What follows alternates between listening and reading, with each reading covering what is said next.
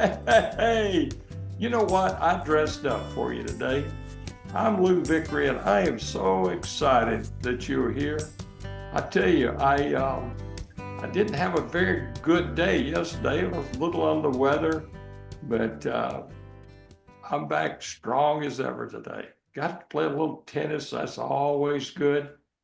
I'm going to share probably in our next two sessions together uh, some stuff from a book entitled Hello, Let's Talk. Let me give you a little background on this book. I was sitting in an airport and I was waiting on a flight, and I saw two young boys sitting side by side, and they were texting each other. It took me a few minutes to realize what they were doing. And then I thought, we're just losing the art of conversation. We're losing the art of being able to engage with others. And so I decided, you know what? I got a lot of my stuff about that I used in my training. So let's write a book. And the book, Hello, Let's Talk. That's book number 21 in the Vickery Library. And today I want to talk about how to be more approachable. Let's talk about first impressions. Do you make a good first impression?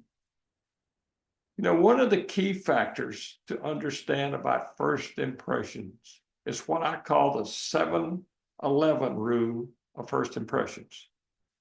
Research has shown that within the initial 7 seconds of when you meet someone, they will have formed 11 impressions of you. Now think about that. In the first 7 seconds, you have 11 impressions that you've made on another individual. Now think about it. Others will notice right off your facial expressions, the clothes you wear and how you wear them, how tall you are, how confident you stand, how you carry yourself when you walk, and your overall manner and bearing, your eye contact, your handshake, the tone of your voice, and your voice confidence. There you go, 11. In dealing with the public, you can always count on being under the microscope. And that microscope can pick up all the flaws and the faults that you might possess. So in those first 7 seconds, the tone is set for the ultimately expectations of what's going to happen after that. Right or wrong, fair, unfair, first impressions are vital to your success when you meet someone, particularly someone that's new. Do you make a good first impression? Do you? Nothing is more important in mounting a new relationship successfully than a good first impression. It sets the stage for any interactions with someone going forward. Investing more time and effort to improve your ability to make a favorable first impression enhances that possibility. That excellent first impression creates a broader and more sustainable pattern of relationship building. I have what I call the rule of 313. When you first meet someone, 13 things. The rule of 313 means the first 13 feet, the next 13 inches, and the first 13 words. What happens? Remember all those things we talked about just a moment ago? Your facial expressions, the way you carry yourself, the look on your face, all those things have a bearing on making a good first impression. So the first 13 feet are crucial, just as the first 13 inches when you reach out to shake someone's hand and look them in the eye with a nice big smile on your face. Great to meet you. Because then I got to get to my 13 words. It's great to meet you. My name is, pen 13 words that you can consistently do over and over again. Approachability. Approachability is the ability to make a favorable first impression, largely because of who you are, what you are, and how you carry yourself.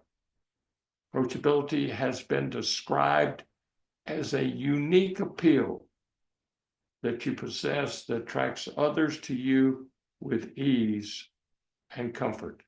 Now let's get specific. There's no doubt negative thoughts about others can arise. Thoughts about you, thoughts about them. But when you're positive, direct, and exact in your initial approach, what do?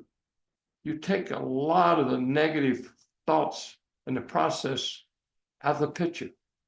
As we said, the rule of 313s can really help, because if you think in depth, the 7-11 rule will apply all the way through those 13 feet, 13 inches, and 13 words.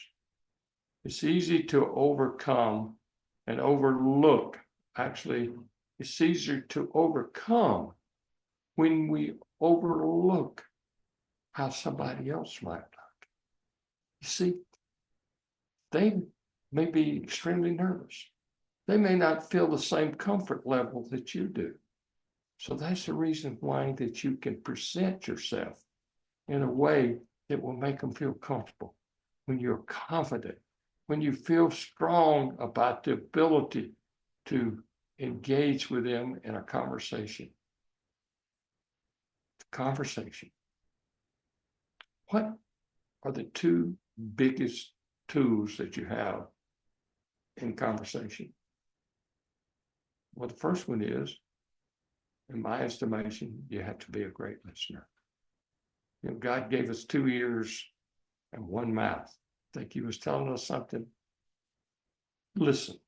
You know, the problem with listening is it is the least taught, but the most used skill we have. You know, they teach us writing, but writing probably today is the least important skill that we possess. But listening, the ability to listen thoroughly and with an idea that you want to learn as much as you can about a particular person. Listen. And the second great communication tool is the ability to ask questions. You know, I was going to tell you, let me back up on listen. I just want to mention one thing. You may not be aware of this. We listen at about 400 to 500 words a minute. People talk at about 125 to 150. That's the reason why we can lose focus easily. But you've got to make a decision that I'm going to listen and listen thoroughly. It's a lost art in our day and age because of all the stuff that goes on around us. But those who listen, they learn, because you see, they also ask quality questions. You know, there are 2 type of questions that come to mind. There's the open-end question and the closed-end question. Now, the closed-end question is directed more at what we call demographics. Where do you work? What do you do? How many people in the family? See, those questions could be answered specifically just with a pretty much a yes or no. There's not any real thought that goes into them because they're part of our everyday life. But it's the psychographics that really make a difference. And that's where we use our 7 best friends. You may have heard it before. Who, what, when, where, why, which, and how. If you did nothing more than just to go right down the line, you know what would happen? You would have a super conversation with a person. So make sure that you listen and ask questions. Make those two tools. Make it a desire that you got to really, really home in and improve your ability to ask questions and to listen.